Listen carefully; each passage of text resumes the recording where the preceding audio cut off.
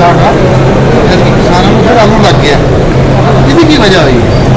इनकी एक तो वजह हुई है कि मैं 7-8 साल तो एक ही गल कहता आ रहा मुख्तलिफ इवेंट कि तुम लाल आलू के पिछे पै गए हो तो तुम आप नहीं खाते। आलू लाओ लाल, लेकिन नाल वो वरायटियां लाओ जी एक्सपोर्ट होंगी। जो हूँ स्टोर भरे पे नहीं एक्सपोर्ट का आलू नहीं मिलता, कैंबर तो अगे निकल जाओ तो सारे रैड जोन यूरोप दुनिया में रैड आलू बहुत थोड़ा जहा चाहिए, वो वाइट लेंगे ने मुखड़ा लेंगे ने।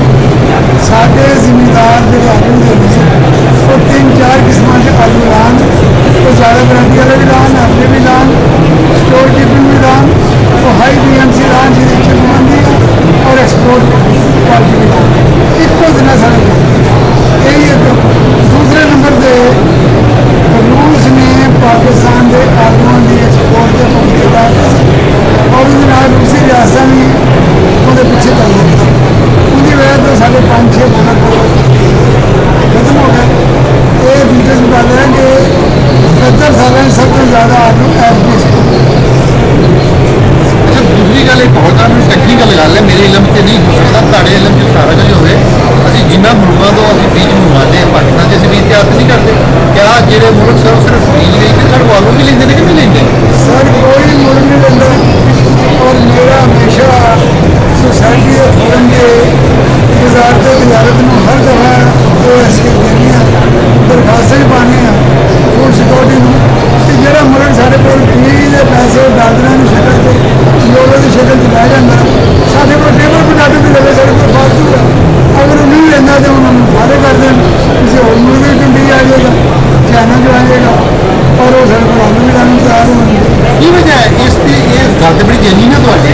ਕੀ ਗੱਲ ਹੈ ਕਿ ਜਿਹੜੇ ਸਾਡੇ ਸਫਾਰਤਕਾਰ ਉਹਨਾਂ ਮੁਲਕਾਂ ਦਾ ਦੌਰਾ ਕਰਨ ਦੀ ਗਵਰਨਮੈਂਟ ਤੇ ਨਹੀਂ ਕੀਤੀ ਸੀ, ਜਾਂ ਕੋਈ ਐਸੀ ਕੋਈ ਬਾਤ ਨਹੀਂ? ਕੀ ਗੱਲ ਹੈ ਸਾਡੇ ਕੋਲ ਨਵੀਂ ਮਾਰਕੀਟ 'ਚ ਲੱਭ नहीं सकता? क्या ऐसा मुमकिन नहीं? सर मुमकिन है, बड़ी देर देर से लगे हैं नहीं, ये वजह क्या? नवे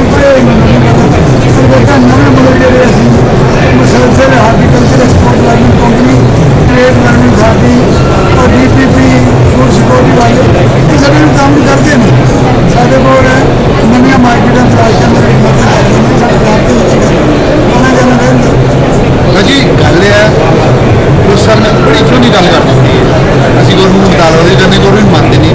किसान बोर्ड पाकिस्तान ने जोर मुतालबा है कि अस TV तो फार्मर कम्यूनिटी की नुमाइंदगी करते मुतालबा करने खुदारा जिन्होंने मुल्कों को अस बीज लेंगे साढ़े को जरूर मुबादला लै जाते साढ़ा भी माल चुकन, जेकर नहीं तो गौरमेंट के अगर अपील है उन्होंने बाइकआउट कर, नया लोगों का एग्रीमेंट्स कर, और उन्होंने इस बुनियाद पर एग्रीमेंट करो जिन्हें बीज खानू दो, अगले साल को फिर खरीदो भी। तो सर इस तरह इंपोर्ट एक्सपोर्ट बनती दुनिया